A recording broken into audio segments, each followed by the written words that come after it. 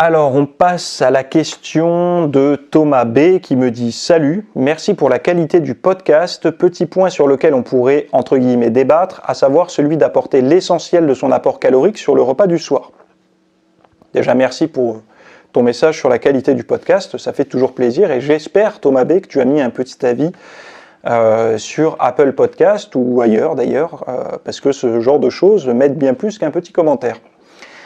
Tu expliques que ce n'est pas vraiment une bonne stratégie à adopter et certains de tes arguments se tiennent effectivement. Cela dit, le soir on est peinard, comme tu le dis, et donc en mode parasympathique, je simplifie, en mode détente, et c'est a priori, durant cet état-là, du système nerveux que nous serions le plus aptes à assimiler et à digérer notre nourriture. Ce qui est un argument hyper intéressant à prendre en compte, je trouve. Moi aussi, et d'ailleurs on va débattre là-dessus. Contrairement au reste de la journée où nous serions plutôt essentiellement en mode sympathique, donc lutte ou fuite, donc mode sympathique plutôt état d'éveil, de stress, d'actif, de tension, on va dire, et où l'assimilation et la digestion des aliments seraient plus contraignantes et demanderaient plus d'énergie. Julien Pinault de Strong Fit en parle beaucoup, si tu connais. Non, je ne connais pas ni Strong Fit ni Julien Pinault, mais son approche est très intéressante également. Qu'en penses-tu? Alors, par respect pour le travail de Julien Pinault de Strong Fit, je ne vais pas partir du constat que ce sont ces mots que tu avances, mais plutôt l'interprétation que toi tu as fait de son travail. Parce qu'il n'y a rien de pire, je pense, qu'un youtubeur qui s'appuie sur la question de quelqu'un parlant d'un autre youtubeur, ou je ne sais pas ce qu'il fait, ou non, ça doit être blogueur s'il a un site Strong Fit, et donc du coup, il n'y a rien de pire, parce qu'en fait c'est là où on déforme les propos, ça crée des mauvais débats qui n'ont pas lieu d'être, et je pense que si lui-même regarde cette vidéo, ne sera pas... pensera que c'était pas ses réels propos. Donc c'est pas mon but ici de contrer la parole de Julien Pinault, mais bien de te répondre à ta propre interprétation que tu as eue de ça.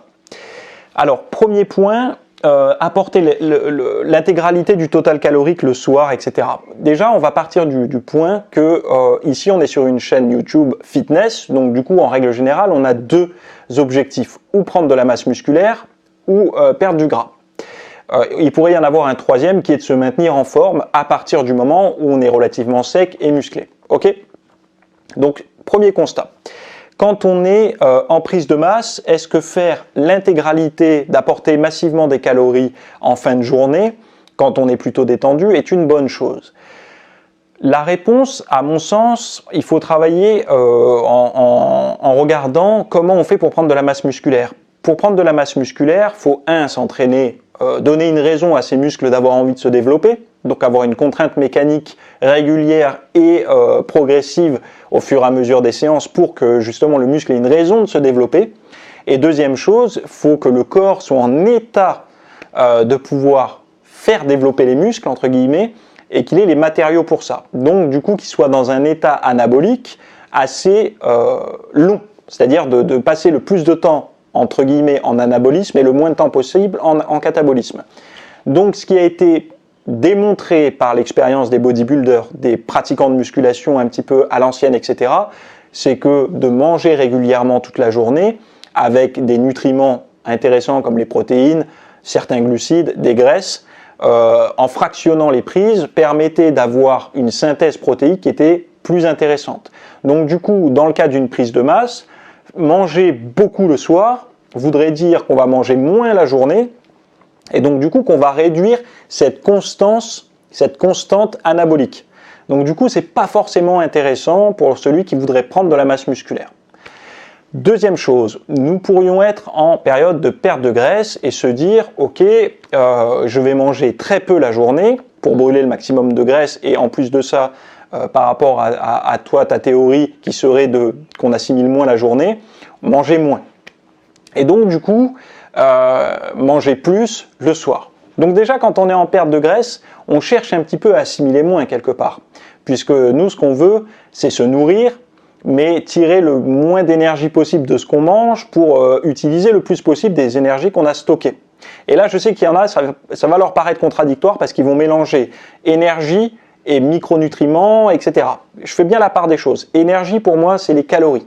Donc c'est ce qu'on va utiliser à des fins énergétiques pour agir. Les micronutriments et tout, c'est plus physiologique, pour la santé des cellules, entre guillemets, pour le bon fonctionnement du système nerveux et toutes ces choses-là.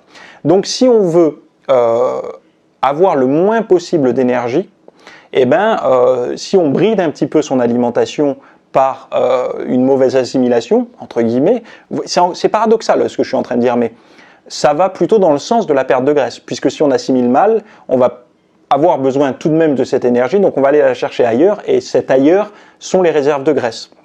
Mais ce n'est pas le plus intéressant, je pense, à voir là-dedans. Deuxième chose, ce serait plutôt de voir ce côté gros repas en fin de journée pour mieux assimiler. Quand on est en perte de graisse, encore une fois, le gros repas du soir, moi, ce que ça traduit pour moi, c'est qu'on va faire fortement monter l'insuline à un moment où on va peu bouger.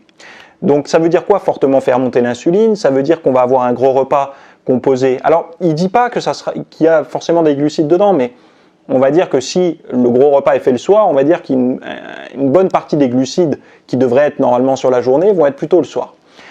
À ce moment-là, on va avoir une sécrétion d'insuline qui va être relativement forte à un moment où l'organisme va être au repos.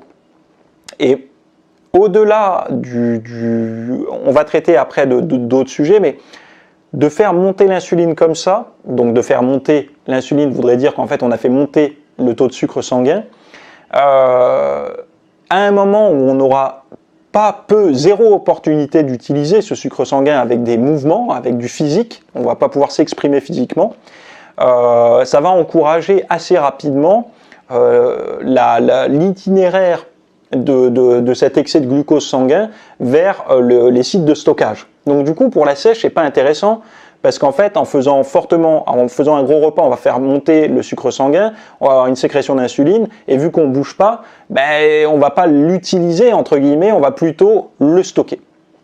Donc du coup, pour la perte de graisse, ça devient assez peu intéressant de faire un gros repas. C'est pour ça que moi, je déconseille de faire des gros repas le soir quand on essaye de perdre du gras, mais aussi de limiter au maximum l'apport en glucides en fin de journée, même si après sur le sommeil, etc., il peut y avoir des petites problématiques. N'oubliez pas votre but premier, perdre du gras, bien dormir, faire tout à la fois.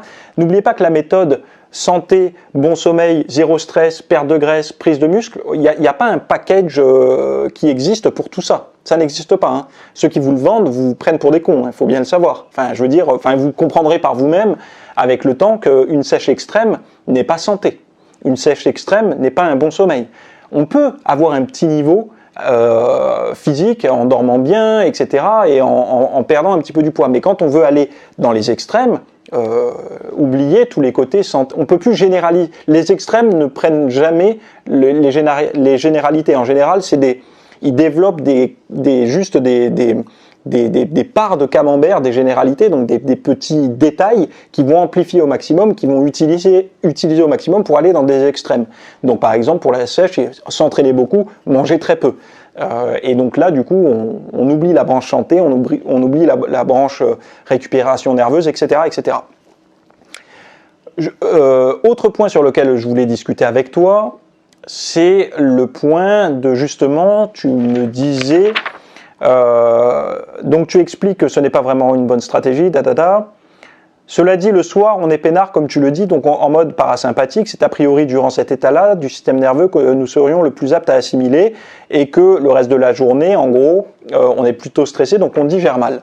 Donc là, en fait, moi, la problématique, c'est pas comme ça que je la travaillerai. C'est plutôt dans l'autre sens, c'est-à-dire de me dire, mais c'est pas normal d'être stressé quand je mange la journée. Si on est dans cet état-là de mauvaise assimilation durant la journée, c'est parce qu'on est quoi? On mange sur le pouce dans un camion de chauffeur-livreur, on ne prend pas le temps de manger parce qu'on veut rentrer plus tôt chez soi. Non, admettons, je prends un exemple comme ça. Moi, je serais chauffeur-livreur, je fais exactement la même chose. J'essaierai d'aller le plus vite possible pour rentrer chez moi après. Mais on se doit de créer un espace de tranquillité pour manger le midi, le matin, etc. Donc moi,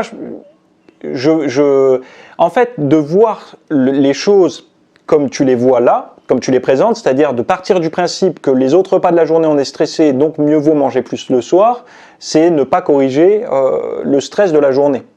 Moi je pense qu'il vaudrait mieux traiter les fenêtres d'alimentation et les rendre moins stressantes pour mieux... Je pense que déjà une grosse partie de la digestion se passe au niveau de la mastication, de la zénitude qu'on a quand on est en train de s'alimenter.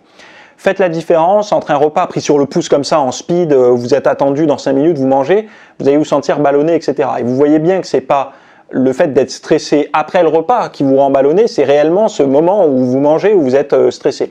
Par contre, il se passe une autre chose, c'est que si vous prenez le temps tranquillement le matin de petit déjeuner, de vous faire une belle assiette, etc., parce que vous avez fait le choix de troquer 15 ou 20 minutes de sommeil du matin contre 15 à 20 minutes de détente à vous préparer un bon petit-déj, vous vous rendez compte que vous pouvez manger un repas relativement lourd au petit-déjeuner et que ça se digère plutôt bien. En tout cas, moi, personnellement, c'est ce que je ressens. Je mange des petits-déjeuners qui sont souvent composés d'aliments salés, donc avocats, tomates, vinaigrettes, salade, épinards, des œufs, du pain de sarrasin. Voilà, donc riche en graisse, riche en protéines, avec un petit peu de glucides. C'est quand même assez dense et j'ai aucun problème dans la matinée de ballonnement ou quoi. Et par contre, il m'est arrivé de faire des fois des repas comme ça sur le pouce, même parfois plus légers, et d'être dérangé. Pourquoi ? Parce que c'est l'impact de la... Et beaucoup en parlent, de la mastication, du temps que vous prenez à manger et tout. Moi, je serais plus dans cette optique-là.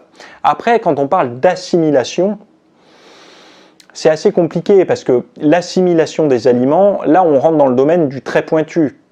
Est-ce que tu es sûr que le soir tu assimiles mieux que justement la journée ? J'en sais rien. Moi je pense qu'il y a un phénomène d'assimilation qui est dû par absence d'assimilation avant. C'est-à-dire que plus on reste longtemps sans manger, plus...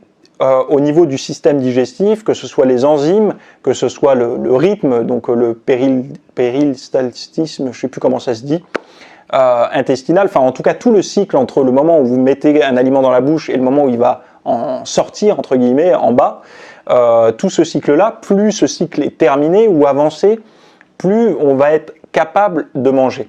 Moi je me rappellerai toujours d'une anecdote. Il y a des années, je me souviens, je mangeais de temps en temps, enfin même régulièrement, une fois par semaine, un gros cheat meal à base de McDo et je me faisais péter le ventre. C'est-à-dire que j'avais calculé, j'avais à peu près 3000 à 3500 calories sur un repas. Et ben, des fois je le faisais le vendredi soir. Donc le vendredi soir, après une journée où j'avais petit déjeuner, mangé le midi, pris mes collations, je faisais ce repas le dimanche soir, le vendredi soir. Et bien, ce vendredi soir, j'étais tout le temps dérangé pour dormir, j'avais chaud, j'étais pas bien, etc. Vous allez me dire, c'est normal, tu as mangé beaucoup de calories, et en plus c'est de la mauvaise nourriture, et vous avez totalement raison. Et en fait, l'expérience que j'ai eu faite, c'est que j'avais un travail posté, à l'époque où j'étais salarié, et donc il m'arrivait de travailler le dimanche. Et j'étais seul où j'étais pour travailler, et d'ailleurs j'en profitais à l'époque pour développer mon site internet, commencer à écrire certains articles et tout. Et je m'étais lancé le défi. À l'époque, le jeûne intermittent n'était pas là, le jeûne tout court, on n'en parlait pas. C'était vraiment des expériences personnelles que je faisais. Et je me disais, je vais essayer de ne pas manger du tout du samedi soir jusqu'au dimanche soir. Parce que vu que je travaillais tout le dimanche, je me réveillais le matin, le dimanche matin, je passais toute la journée du dimanche sans manger, et je mangeais que le dimanche soir. Et ce dimanche soir-là, quand je décidais de faire ça, je me faisais un fast-food justement. Je ne le mettais pas le vendredi, mais je le mettais le dimanche soir. Et je me rendais compte d'une chose, c'est que ma digestion était était totalement améliorée par le fait de ne pas avoir mangé. Donc, est-ce que j'assimilais mieux ? Certainement. Mais est-ce que c'était une bonne chose de fonctionner comme ça ? Moi, je trouve pas que ce soit une bonne méthode de fonctionner parce que toute la journée, j'étais un peu tiraillé par la faim, j'avais pas forcément d'énergie, il pouvait m'arriver d'avoir des baisses justement un petit peu des hypoglycémies, etc. Donc, il faut faire attention à ça. Ça ne voulait pas dire que j'assimilais mieux, mais en tout cas, ma perception de la digestion, donc les dérangements que je pouvais avoir étaient bien moindres quand je ne mangeais pas. Donc moi, mon interprétation était que moins il y a de repas avant un gros repas, plus on va avoir l'impression qu'on va mieux l'assimiler. En fait, on va être moins dérangé Mais est-ce qu'on l'assimile mieux? J'en sais rien. Concrètement, je ne sais pas. Et donc, encore une chose, si on assimile beaucoup mieux ce repas du soir, ça voudrait dire aussi qu'on le métabolise un petit peu mieux pour stocker le gras. Parce que faire monter, ça ne veut pas dire qu'on va faire plus de glycogène ou plus de graisse, ou on n'en sait rien de tout ça. Donc c'est pour ça que ça reste encore du domaine de l'abstrait. Et dernier point sur lequel je voulais débattre un petit peu, enfin un débat à la con parce que c'est virtuel, le mieux ce serait qu'on puisse échanger en vrai, mais bon, ça c'est pas possible, je ne peux pas le faire avec tous les abonnés. C'est la problématique du sommeil. Quand on mange beaucoup, on va passer plus de temps à digérer. Qui dit plus de temps à digérer, la digestion impacte un petit peu, quand la digestion est dérangée, enfin est forte, il y a quand même un impact sur le sommeil. C'est-à-dire que les biorhythmes ou les rythmes du sommeil sont influencés aussi par ce qui se passe dans le corps. Si on est en train de digérer quelque chose de super lourd, les rythmes du sommeil vont être plus perturbés que si on a une digestion plutôt modeste. Il y a du positif dans le sens où, par exemple, faire monter un petit peu son insuline, un petit peu, je dis, hein, n'y voyez pas à consommer des sucres rapides avant d'aller vous coucher. Mais d'avoir une petite sécrétion d'insuline au repas du soir, petite, donc avec, je sais pas, un peu de lentilles ou je sais pas dans votre diète, vous permettrez certainement de dormir un peu mieux parce que ça vous permettra de faire passer un peu mieux le tryptophane au niveau de la barrière hémato-encéphalique et donc du coup pour la production de mélatonine et tout, ça va être un petit peu mieux, vous allez mieux dormir. C'est pour ça que souvent après un repas riche en glucides, on somnole un petit peu. Donc ouais, vous aurez peut-être plus de chances de faire passer du tryptophane avec un gros repas le soir. Par contre, ça ne veut pas dire que vous prendrez plus de muscle et certainement pas que vous allez être plus sec. Donc il faut toujours revoir le pourquoi du comment. Au niveau de la santé, pourquoi pas? Peut-être que ta question était portée essentiellement sur la santé, le confort, le bon sommeil et tout. Pourquoi pas? Après, moi je suis plus partisan. Moi je suis quelqu'un qui a besoin d'être actif la journée. Si je ne mange pas au petit-déj, etc., et que je mange light, je ne vais pas avoir d'énergie et de créativité pour mon travail. 2, ma séance de sport va être médiocre. Et 3, me connaissant, parce que je me connais assez, mon corps va réclamer ses calories à un moment donné, et donc au repas du soir, je vais avoir tendance à trop manger. Ce qui va se passer à long terme, parce que c'est déjà une pratique que j'ai testée, je te le dis, hein, c'est que je vais me retrouver à manger de plus en plus le soir, de moins en moins la journée, et mon physique va en pâtir. Perte de muscle et prise de rétention d'eau. Et même, en fait, mon physique va se ramollir. Je ne sais pas comment dire, ça va être moins agréable. Et donc, du coup, je vais plus manger le soir et je vais moins bien dormir. Donc, ça crée pour moi un cercle vicieux où je suis trop perdant. Manque d'énergie pour travailler, manque d'énergie à l'entraînement, mauvais sommeil et mauvais endormissement. Donc, moi, endormissement, pas mauvais, je mens. L'endormissement est plutôt bon, mais la qualité du sommeil est moindre. Donc, moi, personnellement, j'y vois pas de l'intérêt. Après, peut-être que toi, tu as vu de l'intérêt, et je t'encourage à pas regarder ma vidéo, à pas écouter ce que je dis, c'est juste que moi, je présente les choses par rapport à la perte de graisse, la prise de masse, et des anecdotes de mon style de vie.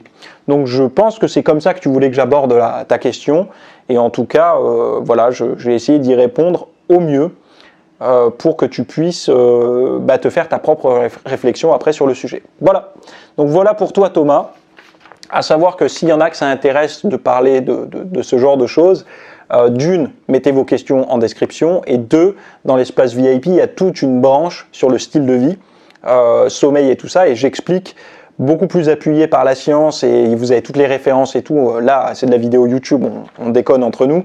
Là, le contenu des formations est appuyé, il y a des références derrière, c'est beaucoup plus solide, on va dire. Voilà pour ma réponse. On passe à la suite dans la prochaine vidéo.